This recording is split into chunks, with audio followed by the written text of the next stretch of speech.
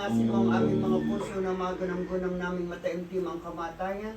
Sampu ng kapait-paitang dinalita ng iyong marangal na ina, na maging dapat kami dinggin sa harapan ng di matingkalamang kapangyarihan, nabubuhay ka't naghahari magpasawalang hanggan. Ama namin sumasalangit, kasambahin ng ngalan mo, mapasa amin ang kaharian mo.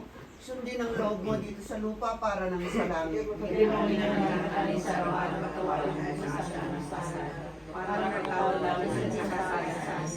Huwag mo kami sa pagkasawalan sa mga Aba, Ginoong Maria, napupuno ka ng grasya, ang Panginoong Diyos ay sumasa iyo.